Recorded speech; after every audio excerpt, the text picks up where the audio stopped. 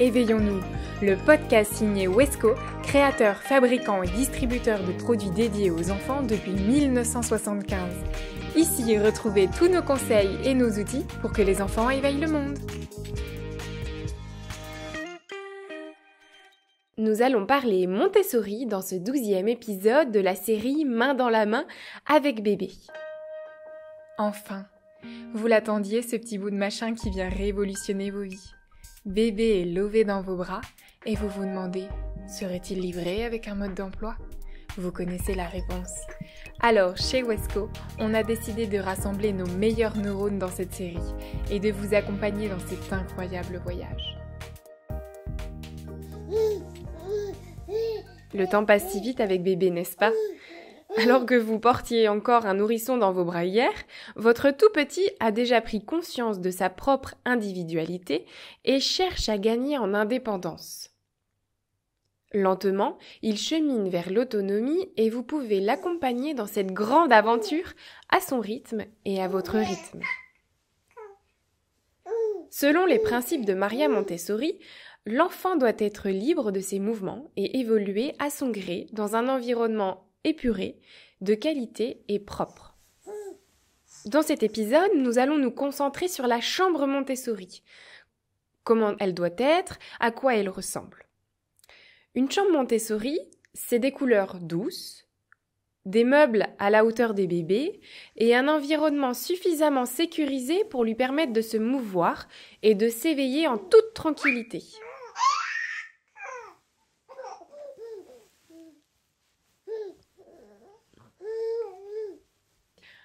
Pour le lit, il y a barreaux, lit bas, matelas au sol. Le choix du lit peut soulever quelques inquiétudes. Après les 6 mois de bébé, il est tout à fait possible de passer un système de lit au sol. Cela va lui permettre de se forger une plus grande indépendance. Lorsque vous optez pour cette solution, il est indispensable de sécuriser l'ensemble de sa chambre et de ne rien laisser à portée de main. Donc, vous pouvez dire au revoir aux meubles branlants, aux jouets cassés, à des miroirs ou à même des petits éléments qui peuvent être ingérés par bébé. Il faudra aussi penser, par exemple, à sécuriser les prises électriques. Afin de créer un abri douillet, nous avons créé chez Wesco un contour de matelas en mousse. Ce contour, qui est en mousse haute densité, entoure le matelas et offre à l'enfant un espace rassurant et confortable. Autonome, votre petit va pouvoir se lever seul, tout en ne risquant pas de chuter pendant son sommeil. Quand bébé aura atteint 18 mois, il est possible d'opter pour un lit bas, un peu plus grand, qu'il pourra utiliser jusqu'à ses 4 ans environ. Ce deuxième lit, laissant l'enfant libre de tout mouvement, a l'avantage d'un usage prolongé et d'un sommier un petit peu plus surélevé. Vu qu'il est surélevé, n'oubliez pas de mettre au sol une descente de lit douillette pour amortir les éventuelles chutes.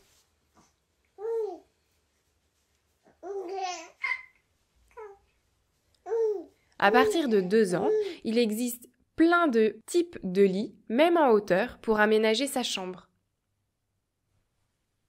Selon les principes de Maria Montessori, les enfants aiment instinctivement se mettre en hauteur et avoir une vue plus dégagée sur leur environnement.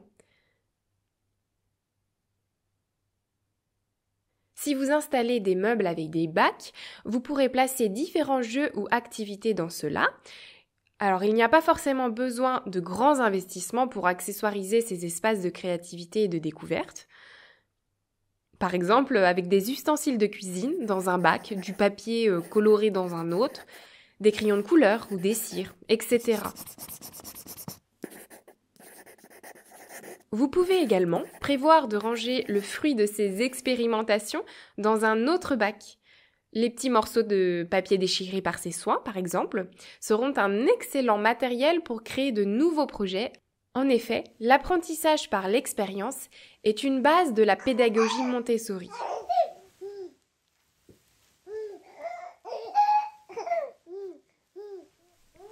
Des rangements adaptés à la taille de l'enfant vont également lui permettre d'apprendre à ordonner par lui-même. En lui laissant le temps et la possibilité de faire, de défaire et de ranger par lui-même, vous l'aidez à devenir un grand. Faites attention à ne pas laisser à sa portée des objets et des substances dangereuses. Il faut adapter les objets laissés en découverte en fonction de l'âge de votre bébé.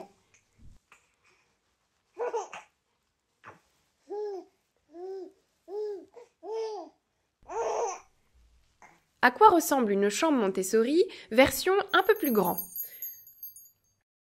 Quand votre tout petit est en mesure de s'asseoir sur une chaise, vous pouvez lui proposer un espace d'expérimentation artistique.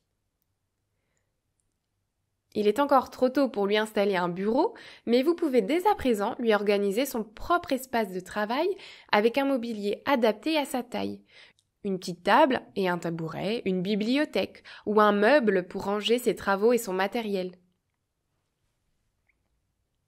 Ce mobilier peut également contenir les vêtements de votre enfant. Ainsi accessibles, les habits facilement enfilables feront le bonheur de votre enfant. Il pourra se déshabiller et même s'habiller tout seul. Quelle fierté que de pouvoir s'habiller à sa guise dès le matin, sans même avoir à attendre votre aide.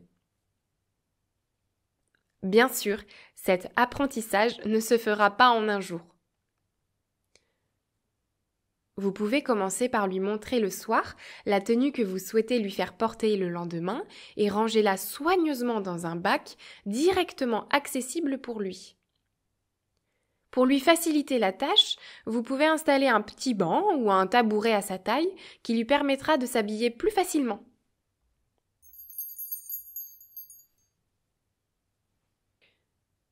Vous pouvez également disposer à sa hauteur quelques jouets adaptés à son âge et à ses centres d'intérêt du moment. Un centre d'activité lui permettra de développer sa motricité fine, tandis qu'un tapis mural permettra de conserver une chambre impeccable tout en laissant les jeux à disposition.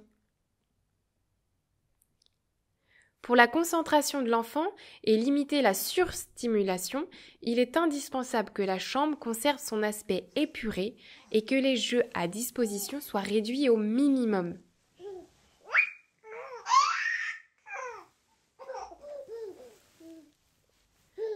Les jouets gigognes font partie des jeux essentiels et évolutifs au gré des étapes du développement psychomoteur. La montagne d'activités propose de nombreuses activités pour des heures de jeux stimulants. En général, sur ces tables d'activités, il y a des bouliers, des engrenages, des miroirs, etc. La balle de préhension est adaptée aux petites mains et s'attrape aisément. Facile à manipuler, elle stimule le sens du toucher, la dextérité et la coordination des mouvements. Pour laisser la place à la rêverie et offrir à votre tout petit l'incroyable opportunité de pouvoir lire et feuilleter des livres, vous pouvez envisager la chambre comme un espace de lecture également. Ainsi, vous pouvez créer un coin où se lever seul ou en famille ou avec des copains avec une sélection de livres adaptés à son évolution.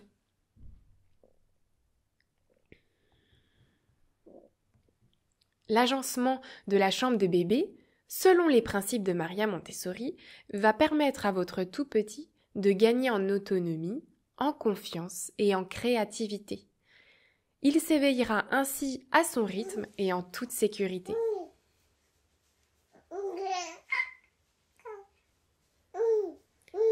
Bon, alors, êtes-vous prêt à sauter le pas pour une chambre Montessori où le mouvement et l'autonomie règnent ? D'ailleurs, vous avez peut-être aménagé la chambre de votre enfant selon ces principes. Partagez-nous votre expérience sur notre blog www.leblog.wesco.fr ou sur nos réseaux sociaux, où vous pouvez aussi commenter ce podcast. Merci de nous avoir écoutés. Retrouvez nos épisodes sur toutes les plateformes d'écoute et si vous les appréciez, n'hésitez pas à laisser un avis. Ce podcast vous est proposé par Wesco.